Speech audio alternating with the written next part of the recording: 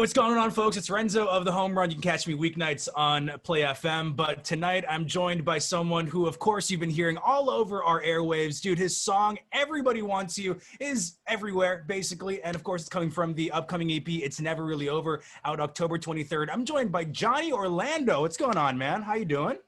I'm good. How are you? Great. I know. So it's early morning for me and late night for you. Have you had your dinner? Are you all fed? Are you good to go? I had my dinner. I had that dinner like 2 hours ago. We eat pretty early here. Okay. So I'm just going to hit you with a question. So you described the upcoming EP not only as a brand new era for yourself, but also a farewell to your childhood and innocence, and that you want this to be something your fans can listen to and not feel alone when dealing with being thrown into the real world, which is great. But was that always the goal from the very beginning when creating It's Never Really Over, or did it naturally evolve when writing and conceptualizing it? Dude, really well said. Thank you. No, it wasn't at all that from the beginning. I think I think that would be kind of like counterintuitive. Yeah. It's kind of impossible to know what I wanted to do when I was first making the EP, or what would become the EP. I only really kind of nailed it down and kind of realized that like, damn, this is like the culmination of me in the last Yeah. like, when I had to. Because like the label's like, okay, like what do you want to call it? Like, what do you want Yeah. to do about? Like we need a theme, and I was like, hey, and this kind of just came to me. And I realized that, like you said, man, like it's a farewell to my old self. Mhm. So, yeah. Yeah, I mean, that's great. But I did also want to ask, when going through this quarantine and everything, we've all had to spend considerable amounts of time just at home and kind of locked up with our families, which is great. But, there are a lot of artists out there that kind of need outside experiences and outside interaction to get those creative juices flowing. Are you one of those artists, or did you kind of thrive in isolation almost? I'm definitely an artist that needs outside experiences. Hmm. It gets hard to tell stories that you make up after a while. Right. I don't know how to do it, but I think one thing I didn't really expect from the quarantine was I was kind of forced to look deeper into my past Hmm. that I had and kind of think more about the significance of them to me and how it made me the person that I am today. Hmm. Things that you kind of look over, it came like middle school or even earlier than that. Yeah. You still remember and obviously have had an impact on you. So I think there were definitely positives and negatives. I feel like I missed out on 8 months of my life, Hmm. or against now. Um, but I was able to be super introspective. Yeah, I mean, it's great. Now, thinking back to your past, you've been writing music since what? You were like 11, 12 years old, which is crazy. Not a lot of people can say that. I did also want to ask, what was a writing philosophy that you think you've kind of kept with you since that age that you kind of applied to all your work? Or if, you don't have any, what's a way that you still challenge yourself as a songwriter and artist to keep changing and evolving and not staying stagnant? I think the biggest thing about writing is that your brain, even though it's not a muscle, it's a muscle. You Yeah, have to yeah, work. for sure. Um, I think the most challenging thing in songwriting is practicing because it's really, really disheartening to bad songs Hmm. and you bad songs Yeah. for a very long time and even like I think trash all the time, but it's just a Right. part of keeping yourself uh, on that level where when you need to, you can show up at a skill and you can hang out a verse or a chorus and have everything be like, oh, bad. Yeah, yeah.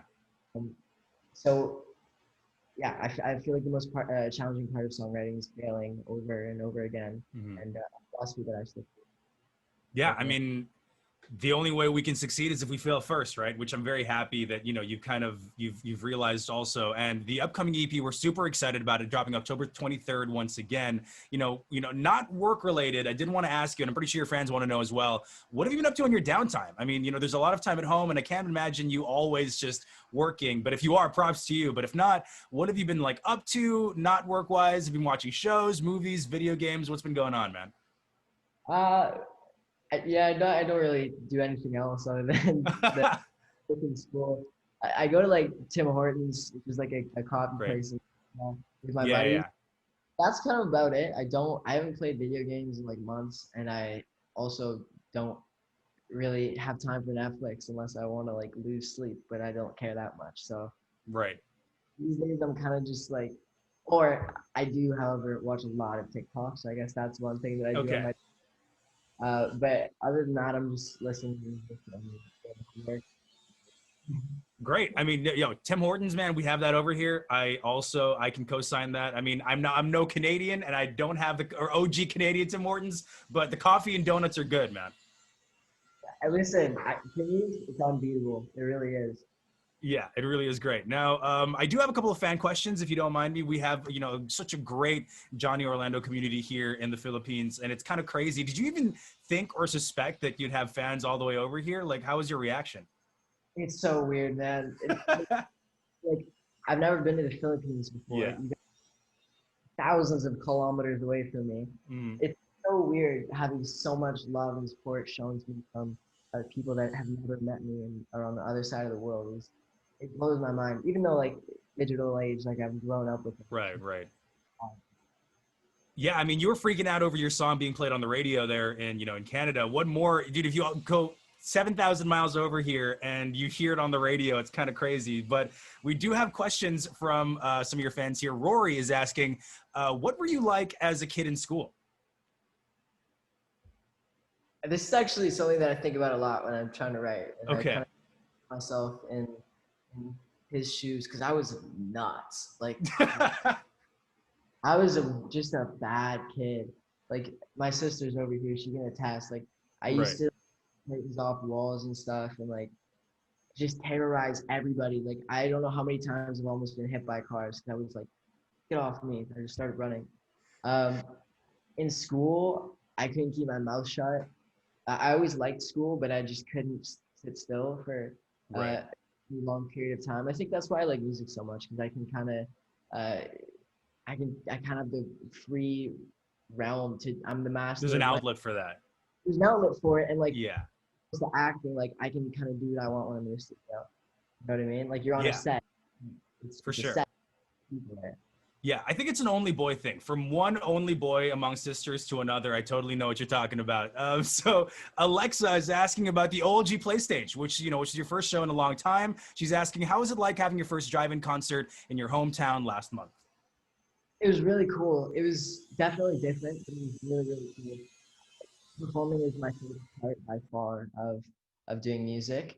Um, because you gotta get to do everything in one. You get to see the people that support you. You get to perform, which is like it's just the most ridiculous, amazing feeling in the world.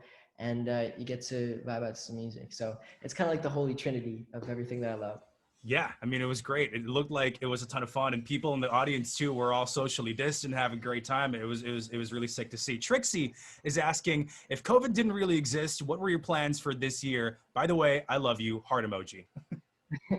My plans for this year, to be honest, probably not that much has changed. Hmm. For me, I probably would have gone on tour again, probably in Asia. Okay. We were talking about happening kind of like the earlier part of the year. So that would have been cool. I missed out on that. But yeah, I think I would have still kind of put out the EP this sort of Hmm. time. The songs probably would have been different actually because Yeah. I would have writing sessions this summer. But I'm happy with where it is now. I feel like I've learned so much this year. I can't really regret it. Hmm. Of course, it's regrettable, all of the people that have been affected, but Yeah, for sure. I don't want to.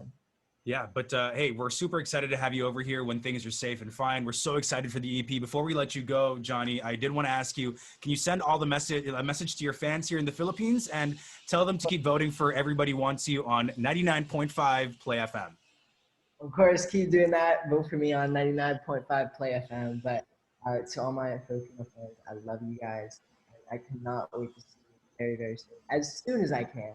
Um, when the world's all back to normal and I can finally go into it again, or at least just come and visit you guys. I'd love to do that. I'm sending you guys my love. And everything else. I love you. There you go. Johnny Orlando, folks, thank you so much, man. This has been super fun. I won't get in the way any longer. Thank you so much. Folks, again, request for Everybody Wants You here at 99.5 Play FM. Again, this is Renzo of the Home Run signing off. Thanks, Johnny. No problem. Peace.